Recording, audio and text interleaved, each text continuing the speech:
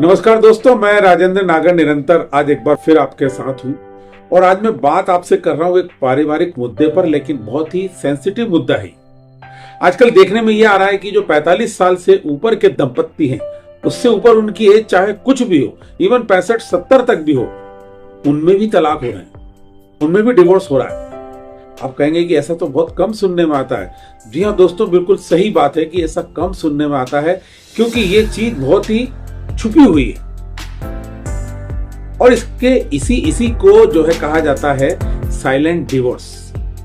Silent divorce का मतलब होता है कि वो चीज सामने दिखती नहीं है, लेकिन अंदरूनी रूप से पति पत्नी आपस में एक दूसरे से मानसिक रूप से दूर हो जाते हैं।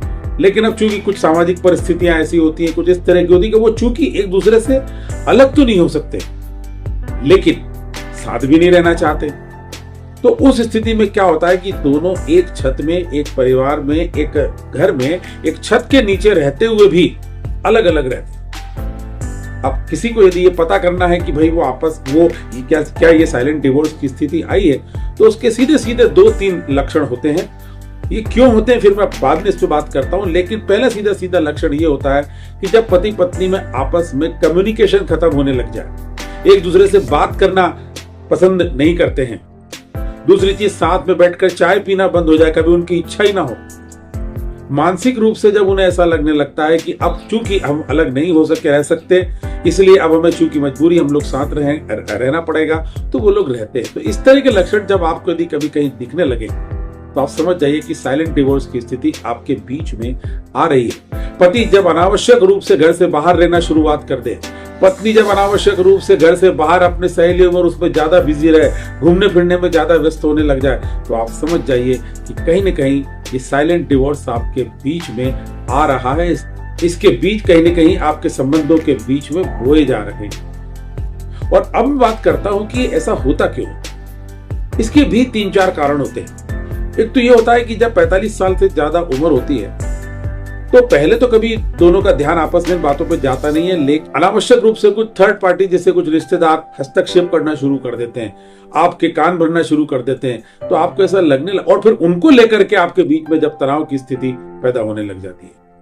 दूसरी कारण होता है आर्थिक स्थिति। यदि परिवार की आर्थिक स्थिति आपकी खराब है, तो भी कई बार पति पत्नी न चाहते हुए भी उन आर्थिक संबंधों के कारण उनमें विवाद होने लगता है और फिर ये साइलेंट डिवोर्स की स्थिति उनके बीच में आने लग जाती है। बहसबाजी ज्यादा करने से कोई फायदा होता नहीं है, क्योंकि किसी भी बहस का अंत तो बुरा ही होता है, तो वो लोग फिर चुपचाप रह के ही अपना काम घर में। तो दोस्तों, तीसरा बहुत ही महत्वपूर्ण कारण वो होता है सेल्फ ईगो।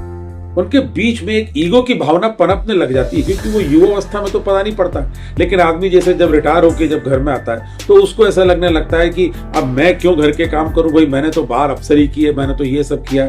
वो सब चीजें घर में आती है। पत्नी भी चूंकि मैच्योर होती है उस समय पूरी तरह से, उसको भी लगने लगता है कि मैंने भी जिंदगी भर जो बच्चों के और इनके पीछे झोंकी, अब मैं भी अपना पूरा समय व्यतीत करूं। और उस ईगो में दोनों एक दूसरे से बहसबाजी में उलझ जाते हैं। कोई भी चुप होना नहीं चाहता। जब तक दोनों बहस के बीच में एक आदमी चुप नहीं होगा, लड़ाई कभी समाप्त नहीं हो सकती। तो वो दोनों चुप नहीं होना चाहते, तो उसके बाद फिर अंत उसका यही होता है कि दोनों एक दूसरे से बात करना बंद कर देते हैं और न चाहते हुए भी उनके बीच में ये साइलेंट डिवोर्स की स्थिति पैदा हो जाती है। और वो अपने जिंदगी का जो बचा खुचा अमूल्य समय है वृद्धावस्था का, उसको इस तरीके से आपस में लड़ाई में खराब कर देते हैं। जबकि ये वो समय है, आप मानकर चलिए कि वृद्धावस्था में पत्नी पति के लिए जो काम कर सकती है या पति पत्नी के लिए जो मदद कर सकता है, वो तीसरा परिवार का कोई भी सदस्य नहीं कर सकता। आपको ही एक दूसरे के काम में आना है। दोनों एक दूसरे के सप्लीमेंट होते हैं। इस बात को आपको अपने दिमाग में बैठाना होगा। इसलिए मेरा आप सभी से निवेदन है कि ये साइलेंट डिवोर्स की स्थिति ना आने दें। बहनों भाइयों, एक चीज मैं इस मामले में और बताना चाहूंगा कि ये जो साइलेंट डिवोर्स की स्थिति है, ये हिंदुस्तान में सिर्फ 1% केस ही ऐसे हैं जो कि घर से निकल के कोर्ट तक पहुंचते हैं। बाकी वो घर के अंदर ही घुटते रहते हैं और चलता रहता है। तो कोशिश तो ये होनी चाहिए कि ये जो कोर्ट तक भी जो 1% केस जा रहे हैं, ये नहीं जाने चाहिए। तो उम्मीद करता हूं कि मेरा ये वीडियो से शायद आज वो लोग जो जिनके बीच में अगर कहीं भी थोड़ी बहुत भी इस तरह की स्थिति यदि होगी, तो वो उसको समाप्त करेंगे और मस्ती के साथ घूमेंगे फिरेंगे, एंजॉय करेंगे। आपस में कभी भी कम्युनिकेशन गैप ना आने दीजिए।